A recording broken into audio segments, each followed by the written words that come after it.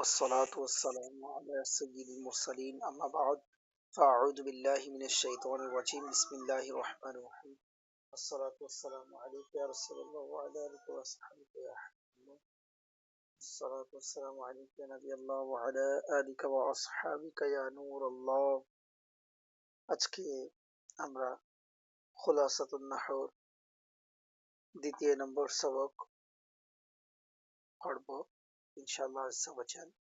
এখানে আমরা শব্দের ব্যাপারে বিভিন্ন আলোচনা শ্রবণ করব ইনশাআল্লাহ।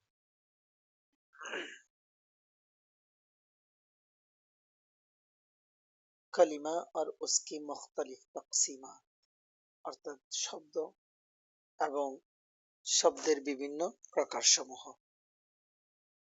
कलिमा कलिमा काके बोले? हर बामाना लफ्ज को कलिमा कहा जाता है অর্থাৎ প্রত্যেক অর্থবোধক শব্দকে কলিমা বলা হয়। প্রত্যেক অর্থবোধক শব্দকে কলিমা বলা হয়।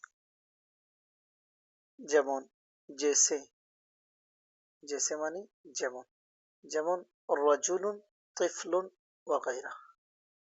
রাজুলুন শব্দের অর্থ হচ্ছে পুরুষ, তিফলুন শব্দের অর্থ হচ্ছে বাচ্চা।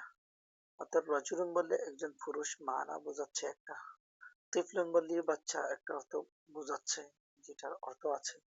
তো এগুলোকে কালিমা বলা হয়, ওয়াগাইরা ইত্যাদি। সে আকসাম, সে আকসাম মানে এটা ফার্সি শব্দ। এটা कलिमा के 3 अकसाम हैं, अर्थात 3 अकसाम।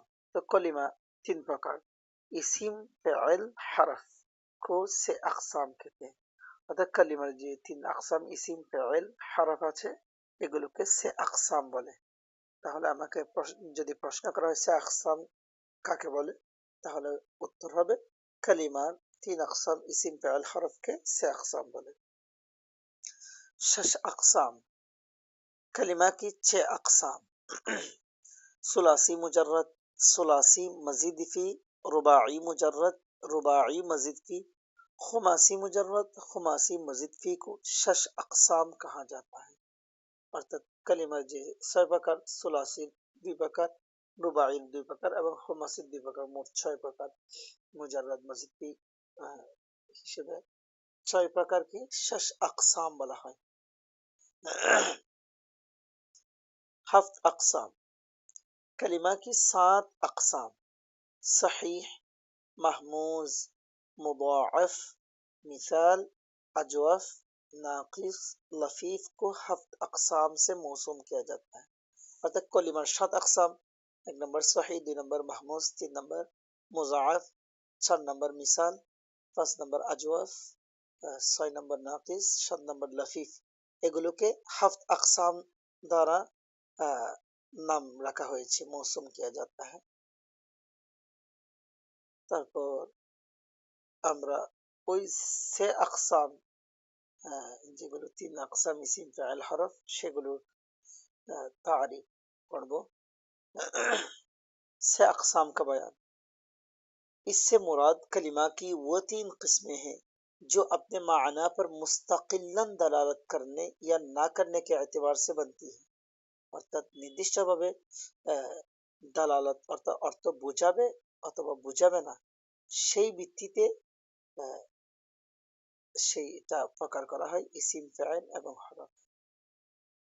অর্থাৎ নির্দিষ্টভাবে সে নিজের অর্থ নিজে প্রকাশ করতে কি পারে কি পারে না, এই ভিত্তিতে এই প্রকারগুলো করা হচ্ছে। দেখেন 1 नंबर इसिम, वो कलिमा जो दूसरे कलिमा से मिले बगैर अपने माना पर दलालत करे।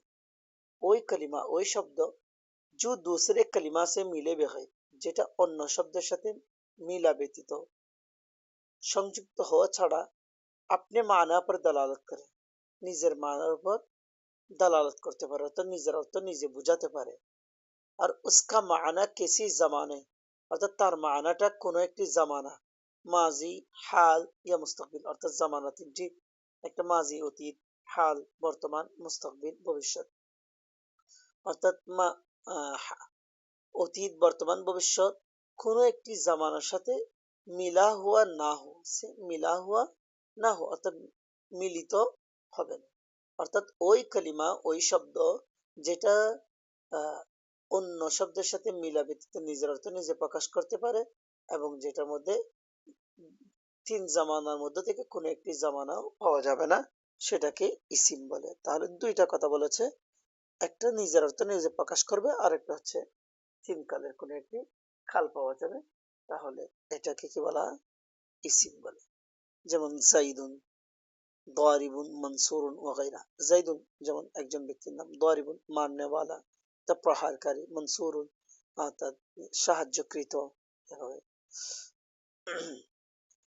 তারপর फेल वही कलिमा जो दूसरे कलिमा से मिले बगैर अपने माना पर दलालत करे, একই কিন্তু একটু পার্থক্য আছে শুধু, যেটা অন্য শব্দের সাথে মিলা ব্যতীত নিজে অর্থ নিজে প্রকাশ করতে পারে, এটা ইসিমের মধ্যে আছে, ফেলের মধ্যে আছে। কিন্তু ফেলের মধ্যে উসকা মানা কিসি জামানে সে মিলা হুয়া হো, অর্থাৎ ফেলের মধ্যে কোনো একটি জামানা পাওয়া যাবে, কাল পাওয়া যাবে, মাজি হাল ইয়া মুস্তাকবিল, অর্থাৎ অতীত বর্তমান ভবিষ্যৎ কোনো একটি কাল পাওয়া যাবে। যেমন নাসারা, মদদ কি উস এক মরদ ने, তার সাহায্য করলো একজন পুরুষ, সাহায্য করলো, তাহলে এখানে নিজের তো নিজে প্রকাশও করছে, কিন্তু তিন জামানার একটি জামানাও পাওয়া যাচ্ছে, সেটা হচ্ছে অতীতকাল। তারপর হরফ, हरफ হচ্ছে ওই कलिमा दूसरे कलिमा से मिले बगैर अपने माना पर दलालत ना करे, অর্থাৎ ওই कलिमा जो दूसरे कलिमा অর্থাৎ ইসিম ফাইল, ইসিম অথবা ফাইল, অর্থাৎ ওই কালিমা যেটা ইসিম ফাইলের সাথে মিলা ব্যতীত আপনি মানা পর দালাত না করে, নিজের অর্থ নিজে প্রকাশ করতে পারে না। যেমন মিন সে ইলা তক, অর্থাৎ মিন অর্থ সে, ইলা অর্থ তক, তো সে তক অর্থাৎ সে মানে থেকে, কেউ যদি থেকে থেকে বলে তাহলে কোনো কিছু বোঝা আসবে না, কি থেকে কি এগুলো বোঝা আসবে না, পর্যন্ত বললে বোঝা আসবে না, অন্য কোনো কিছু না বলে শুধু পর্যন্ত পর্যন্ত বললে কোনো কিছু বোঝা আসবে না। फिर मुश्तक होने या ना होने के एतबार से इसिम के तीन किस्में हैं, অর্থাৎ একটা মুশতাক মানি যেটা বের হয় সেটাকে বলা হয়, তো বের হওয়ার দিক দিয়ে বের হবে বা না হবে সেই এতবারে ইসিম তিন প্রকার, অর্থাৎ এক मजदार, দুই নম্বর मुश्तक, तीन नंबर जामी। मजदार ওই ইসিম जिससे दूसरे कलिमात मुश्तक बनते हैं, অর্থাৎ মজদার হচ্ছে ওই ইসিম যেটা থেকে অন্যান্য কালিমা অন্যান্য শব্দ বের হয়। ও খুদ किसी से मुश्तक ना हो, সে নিজে কারো থেকে কি হয় না, বের হয় না। इसके उर्दू तर्जुमा में ना आता है, তার উর্দু আহ, অর্থের মধ্যে না আসে, মজদারের অর্থের মধ্যে। যেমন নসরুন, নসরুন মানে মদদ করনা, অর্থাৎ মজদার এটা এমন একটি, যেমন নসরুন থেকে অন্যান্য কালিমা বের হয়, যেমন নসরুন থেকে মাজি বের হয় নাসরা, মুজারা বের হয় ইয়ানসুরু, আমর বের হয় উনসুর, লা তানসুর নেহি, এইভাবে করে বের হয়, সেজন্য মাজদার। কিন্তু নসরুনটা কারো থেকে বের হয় না, সে এটাকে মাজদার বলা হয়। তাহলে মাজদার আমরা বুঝতে পেরেছি যেটা থেকে অন্য কিছু বের হয় এবং সে কারো থেকে বের হয় না, সেটাকে মাজদার বলা হয়। এবং মাজদারের উর্দু তর্জমার মধ্যে না আসে, যেমন নসরুন মানে মদদ করে না, লাস্টে না আসে।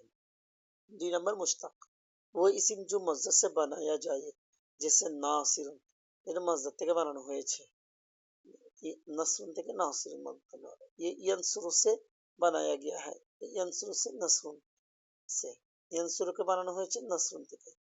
তিন নম্বর অর্থাৎ দুই নম্বর অর্থাৎ মুশতাক যেটা অর্থাৎ মসজিদ থেকে বের হয় সেটাকে মুশতাক বলে। আর तीन नंबर है जामिद, जेटा वो इसिम जो ना खुद किसी से बना हो ना उससे दीगर कलिमात बनते हैं, অর্থাৎ যেটা নিজে কারো থেকে বের হয় না, না उससे दीगर कलिमात बनते हैं এবং তার থেকে কোনো কলিমা বের হয় না, সেটাকে জামিদ বলা হয়। যেমন জাইদ, জাইদ শব্দ থেকে কোনো কিছু বের হয় না, সে কারো থেকে বের হয় নাই, তাহলে এটাকে জামিদ বলে। বকরুনও সেভাবে। তো ইনশাআল্লাহ আজ্জা ওয়া জাল আমরা যা কিছু শ্রবণ করছি তার উপর ইয়াদ করে কোরআন হাদিস বোঝার চেষ্টা করবে ইনশাআল্লাহ আজ্জা ওয়া জাল। তো পড়াগুলো শিখে আসবে। আসসালামু আলাইকুম।